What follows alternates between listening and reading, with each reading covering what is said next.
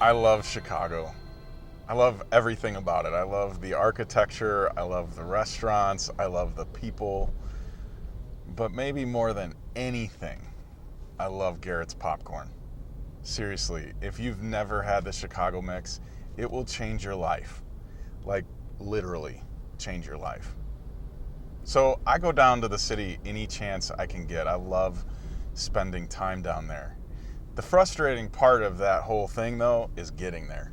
Because it doesn't matter what time of day I leave, it doesn't matter what route I take, I'm always going to end up here in traffic. Every single time. And I get frustrated because it's like I'm spending time in a parking lot disguised as an interstate. And all sorts of crummy things happen when you sit in traffic. Like the guy who ignores the signs telling him the lane's closing ahead and expects you to let him in at the last minute. That's frustrating. It's frustrating how every radio station seems to be doing an uninterrupted hour of commercials while you wait in traffic. And why do you always have to go to the bathroom when you're in traffic? It's mind-boggling, really. You never get the heat right. So you wait. And nobody likes waiting. Nobody. In fact, they've just released a study that says people overestimate the amount of time that they wait by 36%. You know what that means? That means that if you wait in line for 20 minutes, it's going to feel like 27. We just feel like it takes way longer than it actually does. I wonder if that's why they started posting those signs over the highway that tell you how long it's going to take you to get where you're going. Because I think we find some kind of comfort in knowing. Even if it's going to take a long time, we at least know how long we have to suffer instead of wondering. Because we don't like not being able to get where we're going at the rate that we want to go there. I think it's maybe the same reason, by the way, too, that they put the amount of time that you're going to wait in line at Disney World right at the start of the line. And did you know they overestimate it for you so that you have this pleasant surprise when you get on faster than you thought you were going to get on? It's a pretty interesting concept. And I was just reading this article in the New York Times about waiting and how frustrating that is to people. And I was reading about this airport in Houston, and they were getting this crazy amount of complaints from people about how long they had to wait for their baggage. And so the executives decided that the best thing to do, maybe the answer, would be just hire more baggage handlers. So they doubled their employees that would unload the airplanes and get it onto the little track that comes around where people would walk. And wait times actually did go down. So they were successful, but the complaints kept coming. And so the executives decided that they needed to do an intense on-site review of the whole process. And you know what they found? They found that people were only walking 1 minute from the gate to the baggage claim, and then they had to wait 7 minutes to get their bags, which meant that whole process, 88% of their time was spent waiting for their bags. So they came up with this incredible solution: move baggage claim. They didn't triple their baggage handlers. They just decided, we're going to move baggage claim further away from the gates. So in the end, people coming off the gate had to walk 6 minutes to get to their bags, and they got their wait time for the bags down to 5 minutes. And the complaints went down to almost zero because people didn't get bothered by the fact that they were moving. No one really cares about driving down to Chicago. It's when you can't move anymore and you've got to sit and wait to get there. It's the same reason, by the way, why during World War II, when skyscrapers were getting built and people were starting to work in these big offices, complaints were coming in about how long it would take for the elevator to get there. So they came up with this crazy idea of just simply putting a mirror next to the elevator. And it worked. Complaints went down because instead of people standing and waiting forever at the elevator, now they were primping and making sure that they got the stain off their shirt and adjusting their tie while they waited for the elevator. So nobody complained. It's this difference between occupied time and unoccupied time. It's why in any line that you stand in now, people's faces are buried in the digital abyss of their cell phone because they're just trying to entertain themselves and make the time pass faster, because nobody likes waiting, just like nobody likes sitting in traffic. And I think it's why, maybe, people get frustrated when Christmas trees come out in the stores the day after Halloween. I think it's why some people get annoyed when music starts playing on the radio before Thanksgiving, because it makes Christmas waiting longer. And I know what you're thinking. Christmas doesn't feel like I'm waiting because Christmas is inevitably this busy time of the year, right? You're doing more maybe in the next month than you're doing at any other point in the year. But in some ways, that's kind of the waiting. It's the robbery that happens, the theft of your time, where you don't get to control your time anymore. Just like traffic. Instead of you doing what you want from Thanksgiving to Christmas, you're kind of told you've got to go to this office party, you've got to wrap these presents, you've got to bake these cookies. And so in some ways it is like waiting. And it's got me thinking and wondering, maybe that's a good thing. Because just like waiting in traffic or waiting in line offers us time to maybe occupy ourselves with other things, I wonder if the waiting for the next several weeks for Christmas to come is an opportunity. Maybe it's a chance for us to occupy ourselves with something else. And maybe, just maybe, there's more to it than being in traffic.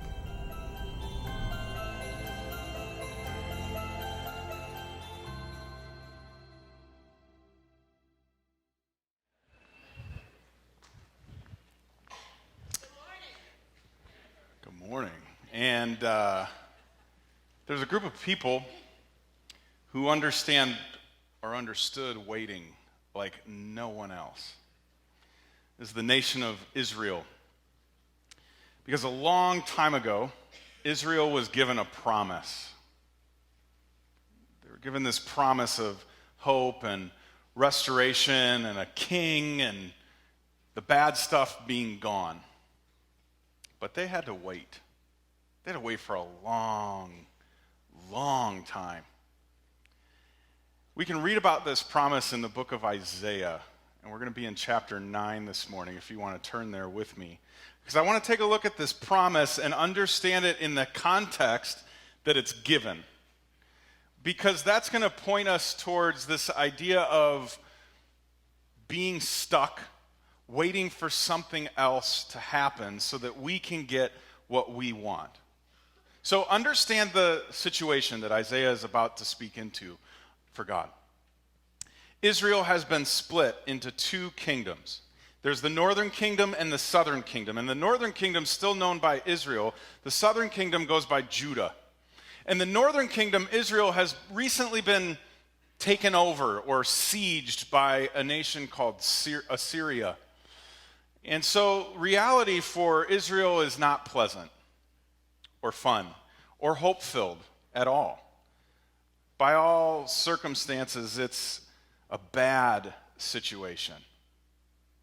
And so keep that in your mind as we read through the promise that Isaiah is about to deliver, because the promise is very different from reality for the people that are about to hear that promise. So Isaiah chapter 9, verse 1 begins like this: "Nevertheless, there will be no more gloom for those who were in distress. In the past, he humbled the land of Zebulun and the land of Naphtali. But in the future, he will honor Galilee of the nations by the way of the sea beyond the Jordan." It's interesting, some things that you find right at the very beginning of what Isaiah is saying. One, he says that this hope, this promise, this future is going to come by way of the sea. That's an important thing to understand, because it was by way of the sea that Assyria had come. You see, there's a major trade route that runs through that region, and so most of the world would travel through there. And so it made sense that a conquering kingdom would come in that way. So what Israel understood as the way of the sea was a way of bad things. But here's God saying, I'm going to bless you by the same road. I'm going to bless you from the same direction that gloom had come from.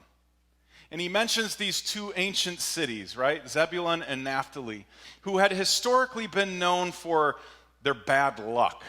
Everything bad kind of happened in that area.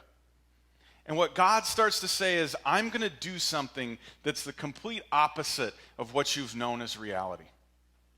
He delivers this gigantic promise, and I can only imagine for the Israelites how they felt.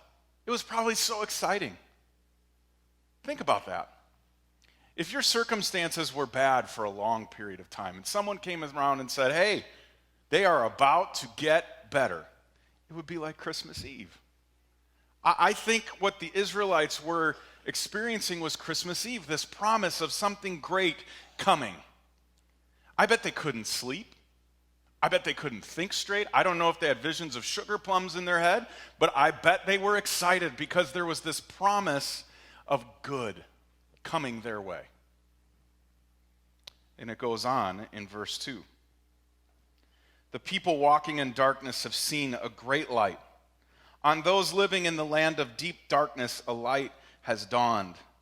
You have enlarged the nation and increased their joy. They rejoice before you as people rejoice at the harvest, as warriors rejoice when dividing the plunder.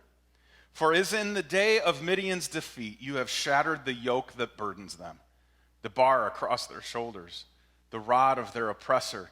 Every warrior's boot used in battle and every garment rolled in blood will be destined for burning, will be fuel for the fire. What a picture God is painting. Think about it. This is a picture of hope.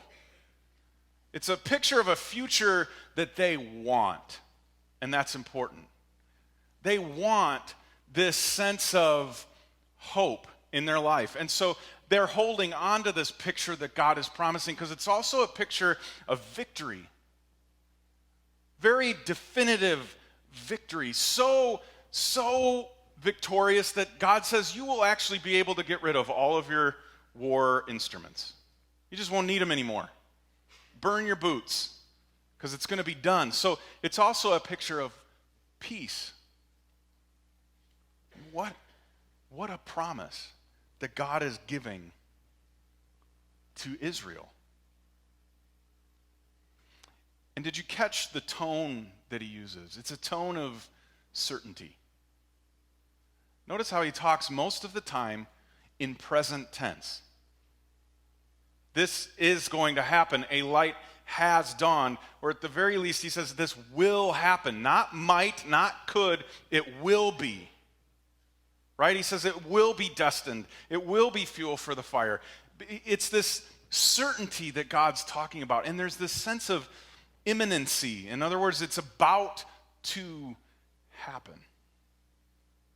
And so again, I think for Israel, it's like, I get to go to the city. I get this present tomorrow. And then there's verse 6, the thing on which the entire promise is based. And this is a passage that you'll recognize, but maybe you're seeing it through a different lens this morning, verse 6. For to us a child is born. To us a son is given, and the government will be on his shoulders, and he will be called Wonderful Counselor, Mighty God, Everlasting Father, Prince of Peace. Of the greatness of his government and peace there will be no end. He will reign on David's throne and over his kingdom, establishing and upholding it with justice and righteousness from that time on and forever. The zeal of the Lord Almighty will accomplish this. Again, you can hear the certainty. You can hear the present tense in which this promise is delivered. Unto us a child is born, a son is given. And as those phrases are said, there's some things running through Israel's mind. This series of covenants that they've made with God over the course of history. The first one, we know it as the Abrahamic covenant. It happened in the time of Abraham. And in that moment, God promised Israel, he promised Abraham, I'm going to make you a great nation, a big nation, and that nation is going to bless the world. What a promise. What a covenant. And so as they're hearing Isaiah talk, they're remembering, I remember when my parents told me about Abraham and the promise God made to expand the kingdom, to make us a great nation. And then there's the Mosaic covenant that they would have remembered too, where God brings them out of Israel and he says, I will be your benevolent ruler, and if you are loyal to me, I will protect you. So not only will you be a great nation, but you will have God himself protecting you and keeping you and providing for you and ruling you. And this promise that Isaiah is making starts to sound like it's finally going to happen. And it's kind of got a capstone on it that sits in the Davidic covenant. This is the covenant that Israel made with God when David was king. And this was a promise from God saying, someone from David's line will sit on the throne for all of time. David, your family will rule Israel forever. And you and I sit on the other end of history, and we get to smile because we know what that means. His name is Jesus. And the promise that Isaiah gives is Jesus will come. He is from David's line. And so Israel hears this and they're going, the covenants, they're going to come true. It's finally Christmas. It's finally going to be reality for us. The waiting is over. But it's not. Because Isaiah delivers this promise, and Jesus doesn't come for 700 years. You want to talk about traffic. 700 years. Christmas is 7 centuries away. And they had to wait and wait and wait. And as I've been wrestling with this, and why would God make Israel sit for 700 years? Why do that? And what does that mean for you and I? I think it's a fundamental difference between the idea of waiting and anticipating. I think those are two very different concepts. And traffic represents this idea of waiting. You are totally dependent on something else happening, right? You sit still until the car in front of you moves. You essentially become highway cattle. No one goes anywhere until the rear end in front of them moves ahead. Then you get to move ahead. Your movement is dependent on an outside circumstance. That's kind of the definition of waiting. It's to stay where one is or delay action until a particular time or something else happens. And I go, well, God, is that what you meant for Israel? For them to just stay where they were? For them to delay action? Is that what you would really want? And is that what you want for us? I don't think so, because there were a lot of parts of Israel that didn't stay still. There were many who anticipated it, and you see it as the Old Testament and the prophets continue to promise of Jesus coming. They were anticipating, which simply is to regard as probable or expect. Regard as probable or expect. Two very different things. Waiting is dependent on something else. Anticipation is an attitude or a lens through which you see things. It's a way in which you continue to move in reality despite a promise not being fulfilled yet. And I wonder if 700 years was an opportunity to anticipate. Think about this. Both waiting and anticipating are time sensitive. They always have something to do with time, but I think it's more about the meantime and how we navigate the time in between. The time in between the promise and fulfillment of the promise. It might be the time between the day after Thanksgiving and Christmas. what do you do with that time? How do you look at it? How do you think about it? How do you utilize it? Is it just about delaying action, sitting still and waiting it out? Or is it about something more? And so I've come to this conclusion as I've wrestled through not only the 700 years between Isaiah and Jesus, but the 400 years of silence that's captured in the blank page between your Old Testament and New Testament. I've come to the conclusion that faith is more about anticipating than waiting. You see, somewhere along the line, church, Christians, a lot of us fell into this trap of just waiting out life. Waiting out Jesus coming back. Waiting out the end of things. And we just got to hang in there and make it through. But I wonder if faith is about something way, way, way more than that. And in case you're feeling like, wait a minute, this is Isaiah, Old Testament, Jesus came. Well, we kind of live in parallel realities with the Old Testament. Because there's Acts chapter 1, where Jesus has been killed on the cross. He's come back to life and left an empty tomb behind, and now he's interacting with his followers and disciples, and this happens. Acts chapter 1, starting in verse 6. Then they gathered around him and asked, Lord, are you at this time going to restore the kingdom of Israel? You know what their question is based on? Isaiah. They knew the promise. They knew the covenant. And so they're going, Jesus, is it time? Is it time? Is this the day? Is this the moment? Are you going to do what you've been promising us for all of this time? Is it finally going to happen? Jesus says, it's not for you to know the times or dates the Father has set by his own authority. But you will receive power when the Holy Spirit comes on you, and you will be my witnesses in Jerusalem and in all Judea and Samaria and to the ends of the earth. You see, I think Jesus was all about anticipation. Because he didn't say, it's not the time for you to know, so just wait. And I think it's interesting that he says, period, at all, that it's not time for you to know. You don't know, you don't get to know these things. Because he knows how human beings work. And if we're given a deadline, we just watch the time tick away. You do it at work. You do it when your favorite TV show is on. You do it when you're waiting in a line at Great America or Disney World. They promise 35 minutes. It's 34 minutes. I better be getting on that ride in the next 60 seconds.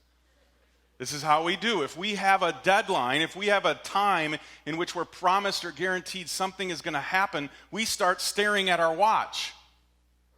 And we start waiting. We sit back and we kind of stall out and we just let the time tick by. But that's not what Jesus said. He said it's not for you to know the times or the dates, because I want you to live now, anticipating as if it were a given, as if it almost had already happened. This is how I want you to live your life now. Don't just sit down in a chair and wait.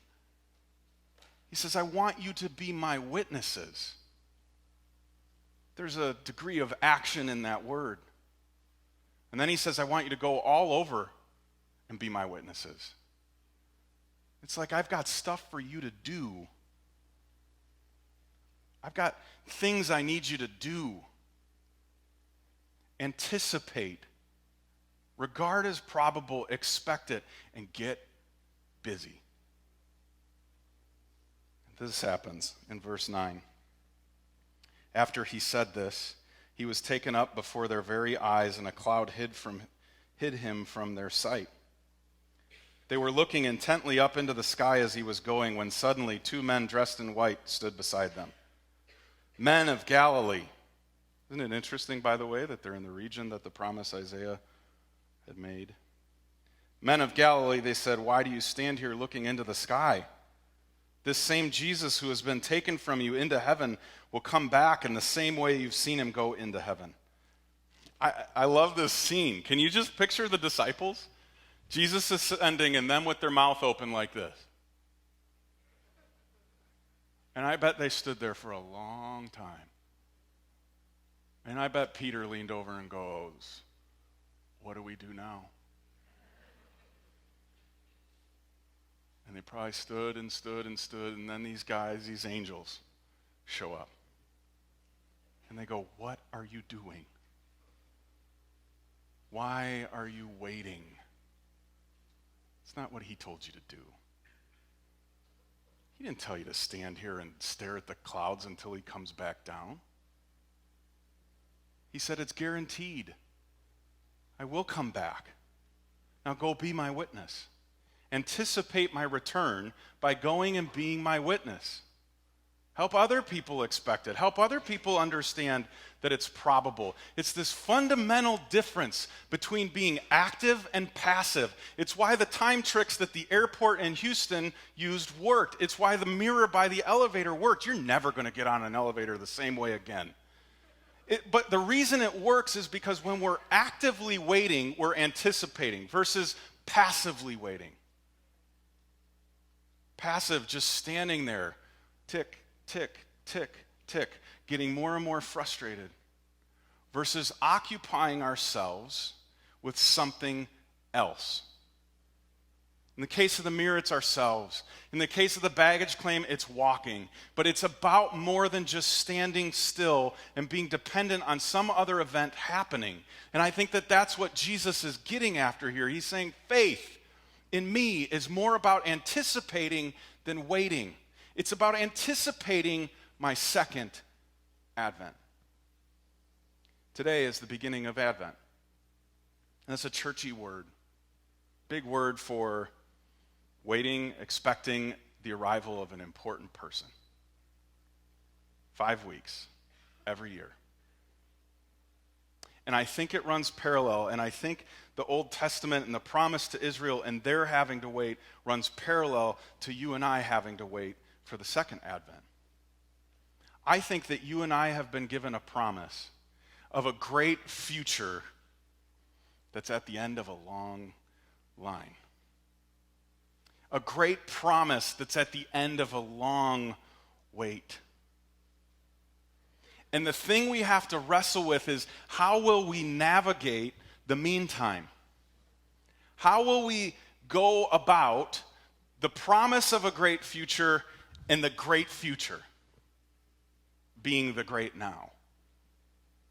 What kind of perspective are we going to have? What are we going to make that about? I think it's why God had Peter write 2 Peter chapter 3. He says, "But do not forget this one thing, dear friends. With the Lord, a day is like 1,000 years. And 1,000 years are like a day." The Lord's not slow in keeping his promise, as some understand slowness. Instead, he's patient with you, not wanting anyone to perish, but everyone to come to repentance. So then, dear friends, since you are looking forward to this, make every effort to be found spotless, blameless, and at peace with him. You see, Peter was saying, anticipate Jesus coming back. Anticipate it. Regard it as probable. Don't live with possibility, live with probability. Difference. It's not just possible that Jesus will come back. He will come back because he promised it. And just like he delivered that promise to Isaiah and Israel way back 700 years ago before it actually happened, he delivered. And so I can anticipate Jesus coming back, not just sit down and relax and wait it out. It's all about the meantime. That's why Peter says, be found spotless and at peace with him. And Peter speaks with certainty just like Isaiah did. And so you and I live with the certainty of that same arrival as Israel did. It's just about how will we navigate the in-between. You see, faith is more about anticipating than waiting. And I wonder if there's something to that for you and me in how we navigate the next month. Because I wonder if Christmas is actually just a microcosm, a month-long microcosm of what our life is supposed to be like. And some of you are going, oh, great, here he goes with the big Christmas talk and all that. I get it. I talked to a lot of people this week about Christmas, and a lot of them said, I hate this time of year. It was interesting when I asked them why. None of them said because they don't have family to celebrate it with. They said that because they did.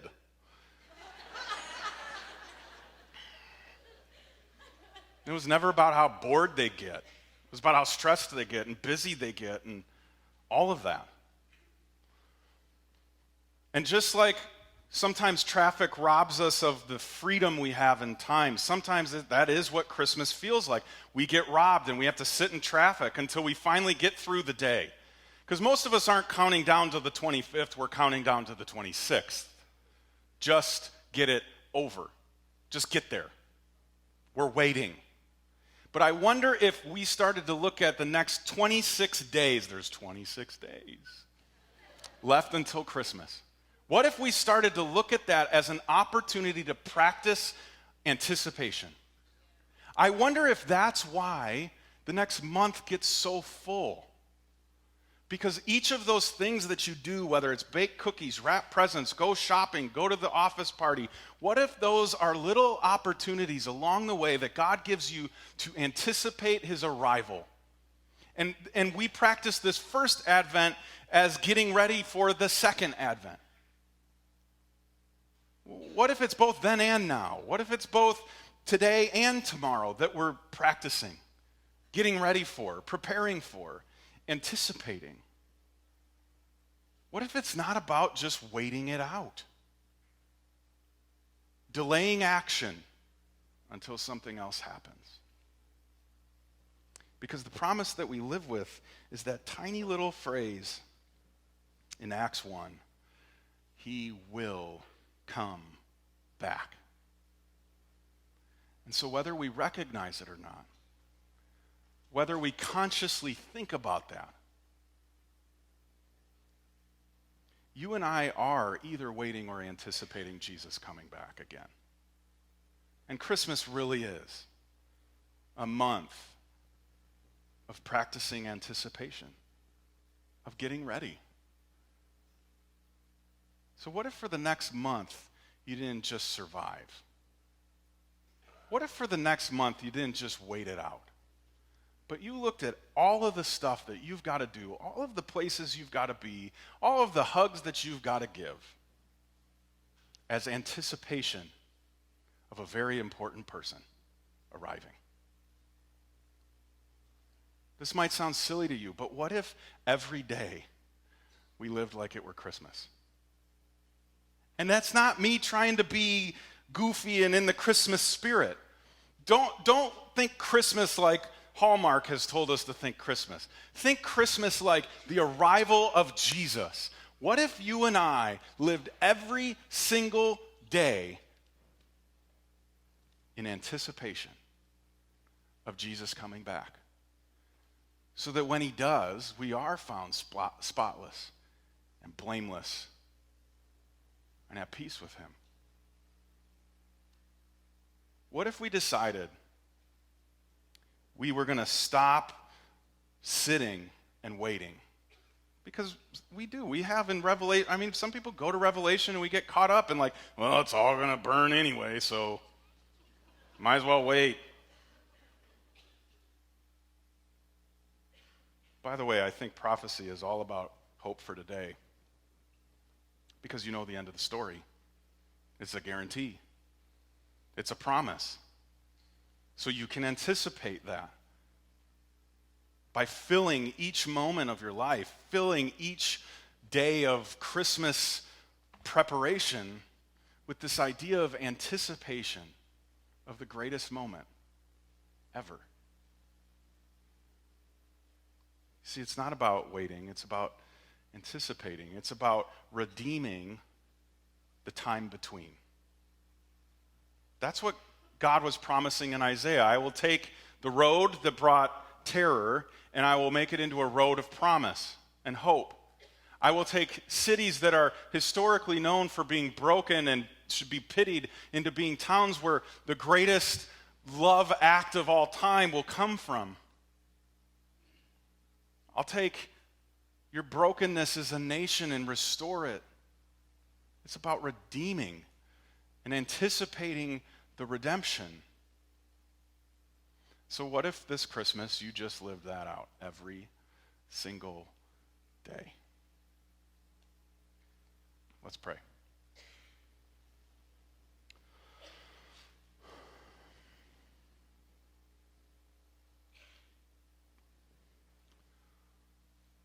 Lord, in a lot of ways we can identify with Isaiah and the people that heard it, having to wait all of that time. And for a lot of us, we've been waiting on you, waiting for you to fix our marriage, waiting for you to repair our relationship with our kids, waiting for you to deliver a job, waiting for you to help us pay our mortgage, waiting for you to give us joy again, hope again. But Lord, I don't think you've called us to be people of waiting. You've called us to be people of anticipation. And while it's hard, God, for us to sometimes live and move as if everything were an inevitability. But you are a God of promise and promise keeping. So help us to have faith, both in the next 26 days as we prepare to remember the first Advent, but in our lives generally as we anticipate your second coming, when you will take the throne and you will wipe away tears and you will eradicate sickness and there will be no more sorrow. Lord, we live with hope because you promised that. So, Father, my prayer for my friends and myself is that this Christmas would be one full of hope, full of victory, and full of peace, like none we've ever had before. And Lord, I don't know what that looks like, a typical Walgreens or Hallmark Christmas card, but I think it's the Christmas you've called us to. We love you. Amen.